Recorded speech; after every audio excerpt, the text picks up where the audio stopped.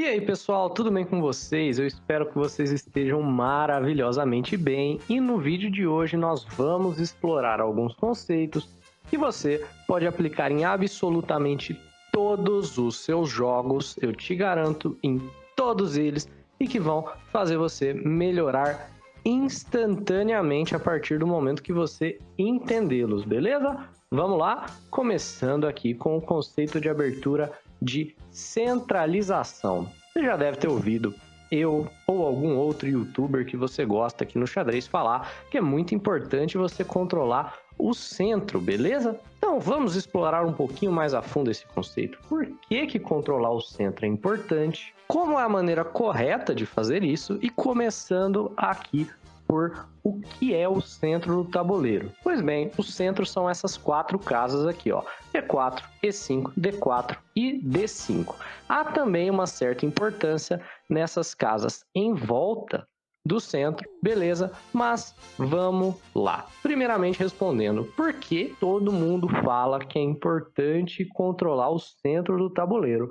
Então, eu trouxe uma situação aqui onde existem 3 cavalos e eu vou explicar para você de forma simples e matemática o porquê o cavalo no centro é melhor do que os cavalos que estão nos cantos, ok? Vamos começar por esse cavalo aqui que está no extremo canto esquerdo do tabuleiro. Vamos contar para quantas casas ele pode pular, ok? O cavalo aqui ele pode se mover para a casa C2 e ele pode se mover para a casa B3. Ou seja, esse cavalo possui controle de 2 casas.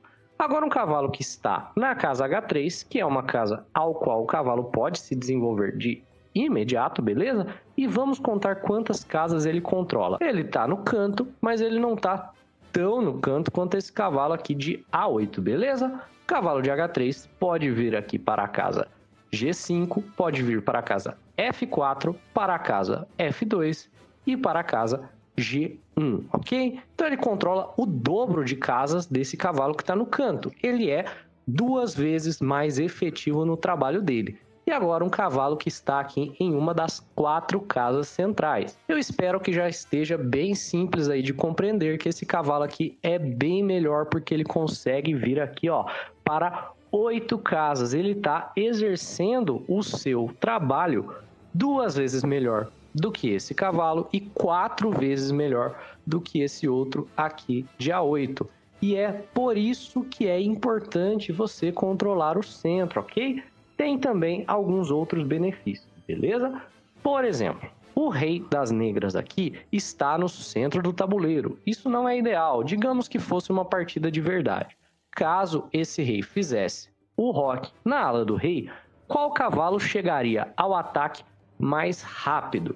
Pois bem, se você diz que é o cavalo que está do lado direito ou do centro, você está correto. Ambos chegam em cerca de 2 movimentos aqui para o ataque, beleza? E se o rei fizesse o roque longo aqui na ala da dama? Novamente, se você diz que é o cavalo que está na esquerda ou do centro, você estaria correto, porém o do centro chega mais rápido do que o que está mais próximo da ala da dama, ok? Então, você ter uma peça no centro aumenta também a sua flexibilidade para reagir a coisas que acontecem dos 2 lados do tabuleiro. Eu trouxe aqui uma situação semelhante, porém eu troquei os cavalos com as damas para vocês entenderem que esse conceito é universal. Ele se aplica a todas as suas peças, com exceção dos peões, porque o peão sempre controla apenas 2 casas, ok? Então, aqui, uma dama no canto, né? Ela controla 7 casas nessa diagonal, 7 casas aqui nessa horizontal e 7 casas nessa horizontal, totalizando 21 casas controladas. E essa dama aqui no centro, né? Vamos dar uma olhada? 1, 2, 3, 4, 5, 6, 7, 8, 9, 10, 11, 12, 13, 14, 15, 16, 17, 18, 19, 20 e 21. Só até o momento já controla o mesmo número de casas que a dama de A1, beleza? Porém, adicionalmente, ela controla 22, 3, 4, 5, 6, 7. Ela controla um total de 27 casas, sendo bem mais efetiva aqui no centro do que no canto do tabuleiro, beleza? Pois bem, agora a gente vai falar de como controlar o centro mais efetivamente. Como é que você deve controlar o centro? Vamos dar uma olhada. As brancas escolhem jogar aqui o movimento E4 e as negras, tentando controlar o centro, jogam aqui a defesa Alekhine com o cavalo F6, pensando o cavalo vai controlar o centro porque ele efetiva controle aqui sobre a casa E4, atacando ela. E aqui a gente vê duas filosofias diferentes. As brancas acreditam que o controle do centro ocorre pelos peões, enquanto as negras pelas peças. Só que, quando você controla o centro por peões, você não consegue expulsá-los tão facilmente. Aqui, se as brancas jogam um movimento E5, as negras já têm que sair do centro. E aqui, com D4 se solidificando, nós vemos que o controle central, o domínio, é das brancas. No momento que elas quiserem chutar esse cavalo, elas vão chutá-lo com C4. A defesa Alekhine, portanto, é uma das filosofias de controle central. Ela é mais moderna, que visa controlar o centro por peças, e ela não é ruim, beleza? Não é isso. Porém, você precisa saber muito bem o que você está fazendo de negras para poder provar que você consegue controlá-lo com peças, ok? O mais fácil, principalmente se você está começando agora, é controlar o centro com peões. Outra filosofia é que dá para controlar o centro de longe. Por exemplo, aqui as brancas começam controlando o centro com o bispo em B2. Ele controla o centro? Controla, de uma certa distância. Essa também é uma maneira e eu recomendo apenas para jogadores mais avançados ou de nível intermediário. Se você está começando agora, controle o centro com os peões. É a maneira mais segura e mais difícil para o seu oponente contestar, beleza? Então, terminamos aqui o primeiro fundamento. Eu espero que vocês tenham entendido a importância do controle central. Se você assistiu até o momento, é porque você gosta do meu conteúdo. Se inscreve aí no canal, cara, para você não perder os próximos vídeos. É de graça. Então, vamos para o próximo conceito, que é o conceito que você não deve mover a mesma peça na abertura mais de uma vez. Então, eu trouxe aqui uma abertura comum, que é E4, as brancas jogam tentando controlar o centro com o peão do rei, as negras respondem com E5 e as brancas desenvolvem o cavalo novamente, em direção ao centro. Esse movimento já é mais forte que, por exemplo, um cavalo H3, que controlaria menos casas. Como as brancas estão atacando o peão de E5, as negras desenvolvem em direção ao centro, defendendo o peão. E aqui, temos bispo C4, abertura italiana. E as negras quebram o princípio de abertura de mover a mesma peça duas vezes, jogando aqui cavalo D4. Essa é a Blackburn Shilling Gambit, ok? Isso daqui é um gambito anti-italiana que vem com a ideia de que se as brancas tomarem esse peão G5, elas estarão enrascadas, porque tem uma armadilha aqui com dama G5.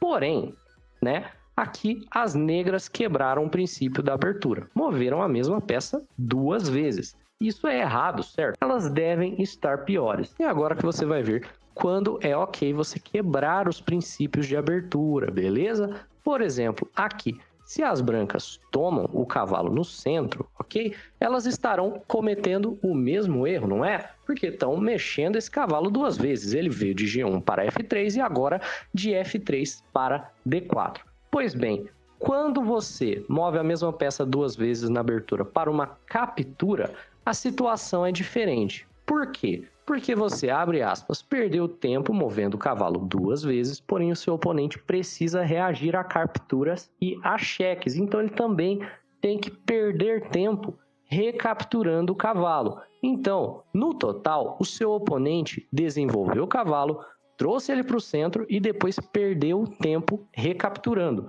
E você aqui já desenvolveu um bispo, já tem maior controle central e criou um alvo para o seu oponente. Aqui as brancas já têm uma leve vantagem. Essa abertura aqui que eu escolhi trazer exemplifica bem quais são os perigos de mover a mesma peça na abertura duas vezes em sequência, beleza?